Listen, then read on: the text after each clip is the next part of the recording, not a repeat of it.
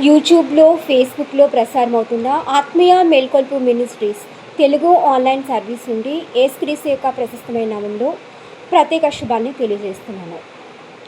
ఈ శ్రేష్టమైన సమయంలో ఒక ప్రాముఖ్యమైన విషయాన్ని తెలియజేయడానికి ఎంతగానో ఆనందాన్ని వ్యక్తపరుస్తున్నాను. దేవుని కృపలో, దయలో లెంట్లోని 29వ దినంలో మనల్ని ప్రవేశపెట్టినటువంటి యేసుక్రీస్తు యొక్క అతి పరిశుద్ధ నామానికి మహిమ, ఘనత, ప్రభావాన్ని చెల్లిస్తున్నాను. మరి ఈరోజు దైవ వర్తమానం మార్కు సువార్త 11వ అధ్యాయము 28, 29 వచనాల నుండి గ్రహింపబడి ఉంది. మరి వాక్య ఆధారంగా మనము గమనించేటువంటి ఒక సందర్భం మనకు అక్కడ ఉంటుంది.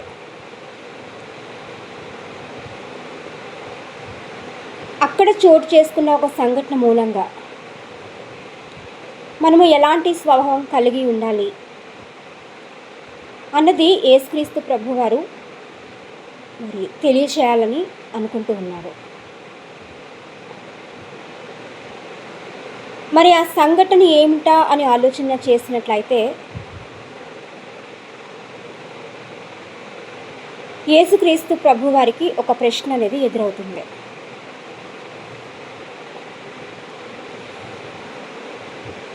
ఏ అధికారం వలన నీవి కార్యాలన్నీ చేస్తున్నావు? మరి ఈ విధంగా ప్రశ్నించిన వారు ప్రధాన యాజకులు, పెద్దలు, శాస్త్రులు. మరి వీరు అడిగిన ప్రశ్నకి జవాబు చెప్పబోయే ముందు సువార్త పరిచర్య చేయడానికి, మరి దేవుని వాక్యాన్ని వినడానికి, ఆయనకి ప్రార్థన చేయడానికి, ఆయన్ని స్తుతించడానికి ఉపయోగపడేటువంటి ప్రధాన యాజకులు, శాస్త్రులు, పెద్దలు అనేక మంది ఉండగా ఈ యేసుక్రీస్తు ప్రభువారు ఎందుకు వచ్చారు అన్న ప్రశ్న సమాజంలో ఇంకా యేసుక్రీస్తు ప్రభు అంటే తెలియని వారికి ఉంటుంది.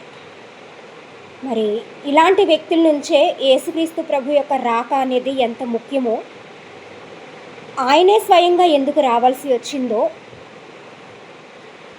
మరి మనం అర్థం చేసుకోవడానికి వీలుగా ఈ ప్రధాన యాజకులు, శాస్త్రులు, పెద్దలు చూపించేటువంటి వైఖరి అనేది మనకి చాలా మటుకి సహాయపడింది. ఆ వైఖరి ఏంటంటే దేవుని అధికారాన్ని ధిక్కరించడం, దేవుని అధికారాన్ని ప్రశ్నించడం, దేవుని అధికారంలో జరిగేటువంటి కార్యాలని గౌరవించలేకపోవడం, వాటిని బట్టి ఆనందించలేకపోవడం, ఆ విధంగా సంకుచితమైనటువంటి హృదయం కలిగి ఉండడం. ఇవన్నిటినీ ఆధారంగా చేసుకుంటే మరి ఆ విధంగా ప్రవర్తించేటువంటి ప్రధాన యాజకులు, శాస్త్రులు, పెద్దలు వీరి మూలంగా ప్రజల్లో ఏమాత్రం కూడా శాశ్వత రక్షణ అనేది కలగడానికి ఏమాత్రం కారణం కాదు. అంటే వారు చేసేటువంటి బోధ కానీ, వారు చేసేటువంటి సేవ కానీ ప్రజలందరికీ ఏమాత్రం కూడా రక్షణ తీసుకురాలేదు. మరి దీన్ని బట్టి మనం ఆలోచన చేస్తున్నట్లయితే కనుక ఒక్కసారి పాత నిబంధన గ్రంథంలోకి మనం వెళ్ళినప్పుడు అక్కడ ఉన్నటువంటి కొంతమంది నాయకులు, న్యాయాధిపతులు, రాజులు,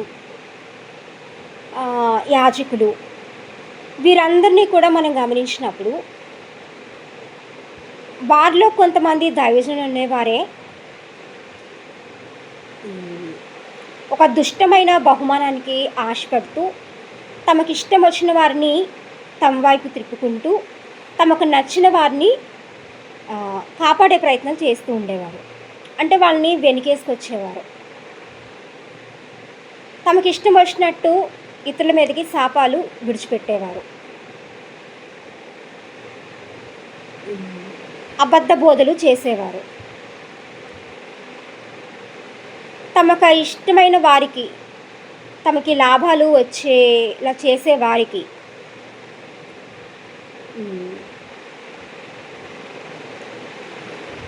సహాయపడుతూ మరి దేవుని వాక్యాన్ని ఇష్టం వచ్చినట్టు వాళ్ళు ఉపయోగిస్తూ ఉండేవారు. అవన్నీ కూడా ధర్మశాస్త్రంలో ఉన్నటువంటి మాటను బట్టే, అంటే ఆజ్ఞలు బట్టే వారు చేయడం జరిగింది. మరి వీరి పరిచర్యకి యేసుక్రీస్తు ప్రభువారు సిలువలో బలియాగమయ్యి సిలువకి అప్పగించబడేంత వరకు చేసినటువంటి పరిచర్యని మనము పోల్చి చూసినప్పుడు యేసుక్రీస్తు ప్రభువారు నోట ఉన్న ప్రతి మాట ఈ లోకంలో ఎవరో చెప్పింది ఏమాత్రం కాదు. ఆయన సొంత ఇష్టాన్ని బట్టి, సొంత కోరికను బట్టి, సొంత ఆలోచన బట్టి, సొంత బలాన్ని బట్టి, శక్తిని బట్టి పలికిన మాట కాదు. దేవుడు ఏమైతే సెలవిచ్చి ఉన్నాడో, దేవుడు ఏ మాట అయితే చెప్పమని ఆయనకు ఆజ్ఞాపించి ఉన్నాడో ఆ మాట తప్ప మరి ఏ ఇతర మాట కూడా యేసుక్రీస్తు ప్రభువారు చెప్పలేదు. అంటే ఏవో కల్పించి ఆయన చెప్పలేదు. అంటే తండ్రి నడిపింపులో మాత్రమే యేసుక్రీస్తు ప్రభువారు సువార్త పరిచర్యను చేయడం జరిగింది. మరి ఈ విధంగా దేవుని కుమారుడుగా వచ్చినటువంటి యేసుక్రీస్తు ప్రభువారిని మరి అలాంటి సేవ చేసుకునేటువంటి, అలాంటి బోధల్లో ఆనందించేటువంటి, ఆ విధంగా ఇతరుల్ని మరి తమ లాభాల కోసం ఉపయోగించుకునేటువంటి, కేవలం ఆచారాన్ని మాత్రమే ఏదో గొప్పగా చూపించేటువంటి ప్రధాన యాజకులు, శాస్త్రులు, పెద్దలు యేసుక్రీస్తు ప్రభువారినే ఏ అధికారంలో ఈ కార్యాలన్నీ చేస్తున్నావు అని చెప్పి మరి యేసుక్రీస్తు ప్రభువాన్ని ఎదిరిస్తూ, యేసుక్రీస్తు ప్రభువాన్ని పంపించినటువంటి పరలోక దేవుని కూడా మరి ఆ విధంగా ఎదిరిస్తూ అక్కడ దేవుని అధికారం అనేది వాళ్ళకి ఏమాత్రం కూడా లెక్కలేనిది అని ఒక అబద్ధ సాక్ష్యం అనేది ప్రజల్లో ఇస్తున్నారు. మరి ఆ విధంగా యేసుక్రీస్తు ప్రభువాన్ని ఎదురు ప్రశ్న వేయడం జరిగింది. ఈ ఎదురు ప్రశ్న అంటే ఏంటంటే వేయకూడని ప్రశ్న అని అర్థం. అంటే ప్రశ్న వేయకుండా నమ్మాలి, ప్రశ్న వేయకుండా ప్రార్థన చేస్తూ ఉండాలి, ప్రశ్న వేయకుండా స్తుతిస్తూ ఉండాలి. మరి ప్రశ్న వేసే సందర్భాలు ఎప్పుడెప్పుడు వస్తాయంటే సందేహం ఉన్నప్పుడు, అంటే ఆ విధంగా విశ్వాసం ఉన్నప్పుడు, మరి పాపము చేసినప్పుడు, వారు దేవుని సంబంధులు కానప్పుడు, దేవుని అధికారానికి విలువ ఇవ్వలేకుండా మరి పాత నిబంధన యొక్క సిద్ధాంతాల్ని గుడ్డిగా అనుసరించినప్పుడు యేసుక్రీస్తు ప్రభు గురించి అనేకమైన ప్రశ్నలు అనేవి మెదడులో తలెత్తుతూ ఉంటాయి. మరి ఆ విధంగా యేసుక్రీస్తు ప్రభువుని దేవుని కుమారుడుగా అంగీకరించలేక మరి ఎదురు ప్రశ్న వేసి దేవుణ్ణి అవమానపరుస్తున్నారు.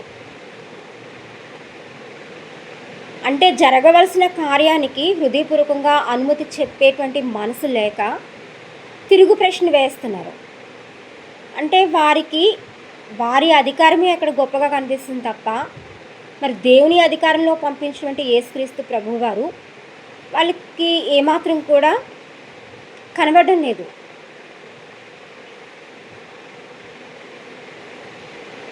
మరి ప్రార్థన చేస్తూ ఉంటాము, జవాబు కోసం ఎదురు చూసే సమయంలో దేవుణ్ణే ప్రశ్నిస్తాము.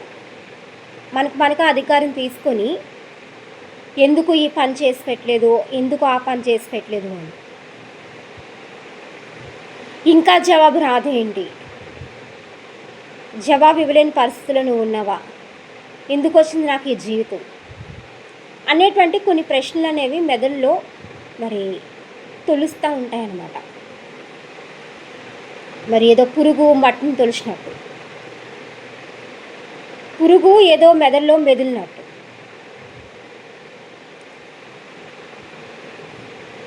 మరి ఆ విధంగా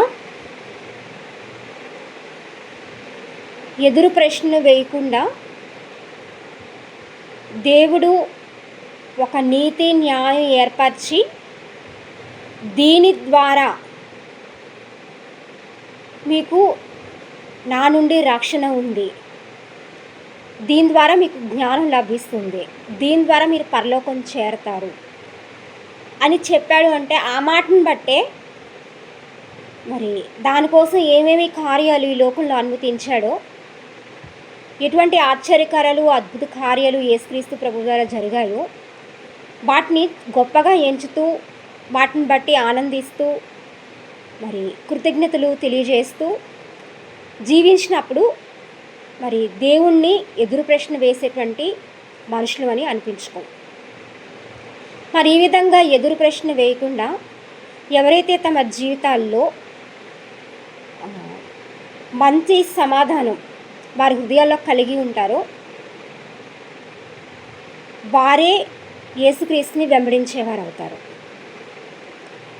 యేసుక్రీస్తుని మరి హృదయంలో చేర్చుకొని ఆయన్ని పంపించినటువంటి దేవుణ్ణి స్తుతించిన వారు అవుతారు.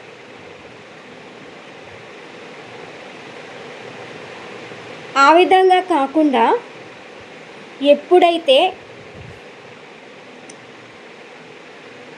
అసలు నీకు ఎవరిచ్చారు ఈ అధికారం, నీకు సంబంధం ఏంటి,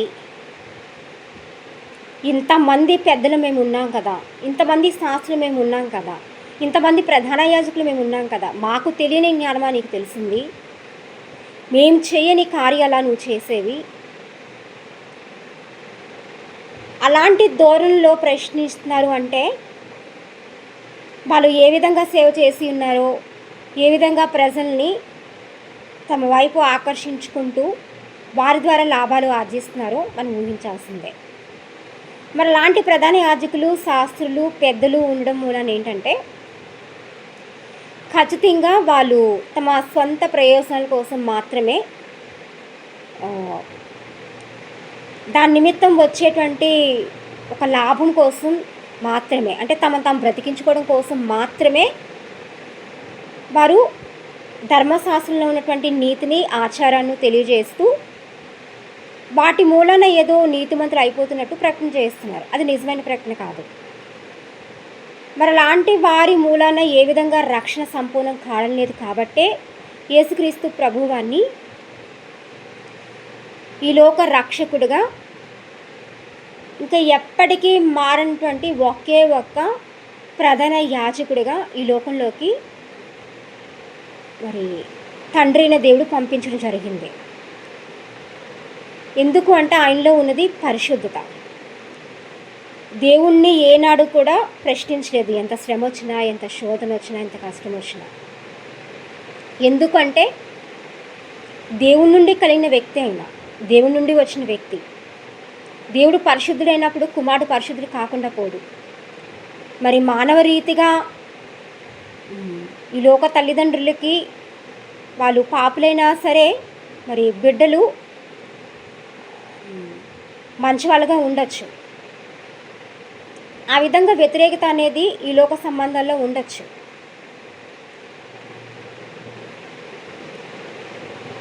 కానీ యేసుక్రీస్తు ప్రభువు వారు మాత్రం తండ్రి నుండి ఎలా జన్మించడం జరిగింది అంటే ఆయన కుమారుడు అయి వచ్చాడు. అంతే తప్ప లోకరీతిగా మరి స్త్రీ పురుషుల కలయిక మూలన ఆయన పుట్టలేదు. దేవుని కుమారుడు అలా ఎలా పుడతాడు? మనుషులకు పుట్టినట్టుగా పుట్టలేదు. ఎందుకంటే మనుషుల ద్వారా జరిగిన ఏ పరిచర్య కూడా ఇంకో మనిషిని రక్షించలేకపోయింది, కాపాడలేకపోయింది. కాబట్టి దేవుని కుమారుడే స్వయంగా కావాల్సి వచ్చింది. ఎందుకంటే దేవుడై ఉన్నాడు. యేసుక్రీస్తు ప్రభువారిని చూస్తే తండ్రిని దేవుడిని చూసినట్టే. యేసుక్రీస్తు ప్రభువారు మాట్లాడితే తండ్రిని దేవుడు మాట్లాడినట్టే. యేసుక్రీస్తు ప్రభు ద్వారా ఆశ్చర్యకారం అద్భుతకారం జరిగితే యేసుక్రీస్తు ప్రభువారు దేవుని అధికారంలోనే మన కార్యం అనేది చేయడం జరిగింది తప్ప తన సొంత పెత్తనంలో చేసింది ఏది కూడా లేదు. తన సొంత ఆలోచన ప్రకారం జరిగింది ఏది కూడా లేదు. మరి ఆ విధంగా తండ్రి యొక్క కుమారుడు కాబట్టే యేసుక్రీస్తు ప్రభువారు ఈ లోకంలోకి వచ్చి సమస్త మానవాళికి రక్షణ కలుగు చేయడానికి ఒకే ఒక్క బలి అర్పణ సమస్త జనము యొక్క పాపం నిమిత్తం అర్పించి ఒకే ఒక ప్రధాన యాజకత్వం కలిగి అతి పరిశుద్ధమైందిగా సేవ చేసి మరి దేవుడే అసలైన సృష్టికర్త అయి ఉన్నాడు. ఆయన మాత్రమే మనందరం సేవించాలి తప్ప మరొక దేవుని పూజించకూడదు. దానికోసం విశ్వాసంలో ఎప్పుడు కూడా తప్పిపోకుండా నిరంతరము ఆయన్నే మరి ప్రార్థన చేస్తూ పరలోకం చేరాల్సి ఉంది అన్న విషయాన్ని ఆ విధంగా ప్రాక్టికల్గా తెలియజేశాడు ఆయన. మరి దీన్ని నమ్మకుండా ఇంకా చాలామంది తమ తమ దేవతల్ని దేవుళ్ళని తమకు నచ్చినటువంటి పండితుల్ని పూజారుల్ని తమకు నచ్చినటువంటి సోది చెప్పేటువంటి ఆడవాళ్ళని అంటే సోదిగత్తులు అంటారు కదా, మంత్రగత్తులు సోదిగత్తులు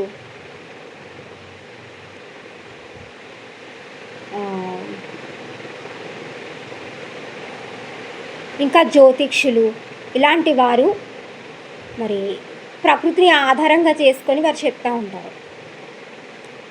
కొంతకాలమానం అనేది వాళ్ళ ద్వారా తెలియపరచబడింది, బట్ అది ఆస్ట్రాలజీ మూలంగా తెలియజేయడం జరిగింది. మరి నక్షత్రాలు, సూర్యుడు, చంద్రుడు గమనాగమనాల మూలన వాళ్ళు చెప్పడం జరిగింది. అది శాస్త్రీయ జ్ఞానం. బట్ దేవుని జ్ఞానం ఏంటంటే ప్రేమతో కలిగిన జ్ఞానం. దీనికి ఎక్కువ శక్తి, బలము అనేవి ఉంటాయి. ఇవి శాశ్వతంగా ఉంటాయి. మరి శాస్త్రుల ద్వారా మనం పొందే జ్ఞానం ఏంటంటే అశాశ్వతమైంది. మనకి ఏ విధంగా కూడా పూర్ణ రక్షణ కలుగు చేయడం జరగదు. మరి లాంటి ప్రధాన యాజకులు, పెద్దలు, శాస్త్రులు ప్రజల్ని కూడా రెచ్చగొడుతూ వాళ్ళు కూడా అదేవిధంగా యేసుక్రీస్తు ప్రభువాన్ని ఎదిరించడానికి మరి చాలా ప్రయత్నాలు చేస్తూ వచ్చేవారు. ఈరోజు మనము ఎదురు ప్రశ్న వేయకుండా పరలోకం చేరేంత వరకు దేవుని నిమిత్తం వచ్చేటువంటి శ్రమలో అయినా సరే, అంటే దేవుని కోసం కష్టపడి విశ్వాసాన్ని కాపాడుకునేటువంటి జీవితంలో ఎక్కడ కూడా ఉన్నటువంటి ఆసక్తి విడిచిపెట్టకూడదని ఒక మాట చెప్పారు. అంటే చేయాల్సిన పని ఒకటే ఉంది, ఏం చెప్పాడో అదే చేయాలి. అంతేకాని నువ్వు నాకు ఇది ఇస్తే నేను అప్పుడు నీకు మొక్కుకుంది ఇస్తాను, ఫలానా నా ప్రార్థనకి జవాబు ఇస్తే అప్పుడు నేను ఈ నీతిని అనుసరిస్తాను అనేటువంటి ప్రశ్న మనం వేయడానికి వీల్లేదు. ఆ విధంగా ఎదురు ప్రశ్న అనేది మనం వేయడానికి ఏమాత్రం కూడా వీల్లేదు. అంటే ఎదురు సమాధానం కూడా చెప్పకూడదు, ఎదురు ప్రశ్న వేయకూడదు, ఎదురు సమాధానం చెప్పకూడదు. ఒకటి మనకి గుర్తుండాలి, వినయంతో విధేయతతో దేవుడు చెప్పిన మాట మాత్రమే వినడం అనేది ప్రతి ఒక్క విశ్వాసి బాధ్యత, కర్తవ్యం.